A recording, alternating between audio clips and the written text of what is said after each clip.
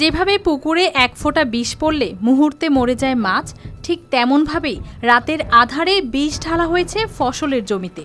সকাল হলেই স্পষ্ট হয়ে ওঠে তার ছাপ। যেখানে থাকার কথা ছিল টাটকা সবুজ পেঁয়াজ পাতা, সেখানে ছড়িয়ে আছে ফ্যাকাশে হলদে রং।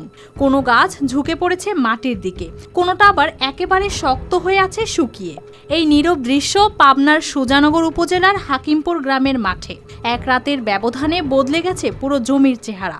আমি জীবনে দেখিনি যে মানুষ যদি 5 জন মার্ডার করে দেয় তা খেতের ভার এই হস্তক্ষেপ কোনো লোক করে না।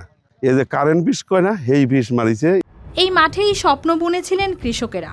পার্শ্ববর্তী 12 ভাগিয়া গ্রামে জমি লিজ নিয়ে জুয়েল, বন্দের ও আমোদ নামের 3 কৃষক প্রায় 12 বিঘা জমিতে চাষ করেন পেঁয়াজের। ধার দেনা আর ঋণ করে বীজ, সার ও শ্রমের খরচ জোগান। দিনের পর দিন রোদে পুড়ে কাদায় নেমে নেন ফসলের যত্ন, কিন্তু এক রাতেই হারিয়ে যায় সেই সব পরিশ্রম। এই 3 বিঘা জমি পিস লাগাইছি, ঋণ হয়ে পিস লাগাইছি ভাই, হয়তো এনজিও থেকে টাকা আনছি, জায়গা জায়গা থেকে টাকা আনছি।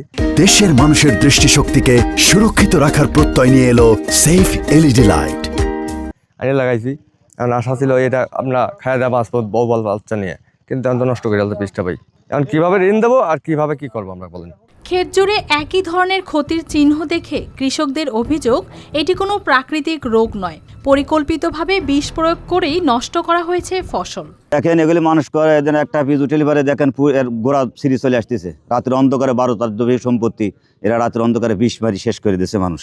আমাদের সব শেষ। আমার স্বাস্থ্য ভাই খেতগুলি করছিল, আমার এক মামা করছিল, সব শেষ করে দেন। টান 10,000 গোড়া সিঁড়ি চলে আসতেছে একাই। স্থানীয়দের ধারণা, পূর্ব শত্রুতার জেরেই ঘটতে পারে এমন ঘটনা। জমি রাখার পরে এই পাশের যারা মনে করেন যে রাখতো, তারা এবছরে রাখেন নাই, তার উপর দাম বাড়ায়া এরা রাখছে। রাখার কারণে মনে করেন এই যে পেঁয়াজগুলি বিষ দিয়ে মেরে দিছে। উপজেলা কৃষি কর্মকর্তা জানান, ক্ষতিগ্রস্ত কৃষকদের কারিগরি পরামর্শ দেওয়া হচ্ছে এবং কৃষি প্রণোদনার আওতায় নেওয়া হবে সহায়তার উদ্যোগ। আমরা সরেজমিনে গিয়ে সেখানে পরিদর্শন করেছে এবং কারিগরি যে পরামর্শ দেওয়া, প্রথমত আমরা বলেছিলাম যে সেখানে পানি স্প্রে করতে হবে এবং অ্যাজোক্সিস্টোবিন প্লাস ডাইফেনাকোনাজোল গ্রুপের ওষুধ স্প্রে করতে বলেছিলাম, যাতে পোড়াটা কমে আসে। এটা আমাদের পরামর্শ ছিল। আর কৃষক আমাদের কাছে কোনো লিখিত অভিযোগ করেন নাই। আর যেহেতু একটা ফৌজদারি বিষয়, এটা থানাতে একটা জিডি বা থানাতে অভিযোগ করা যেতে পারে।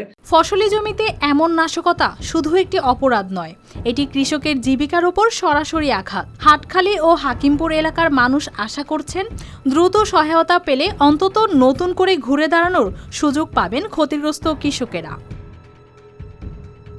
News desk, RTV।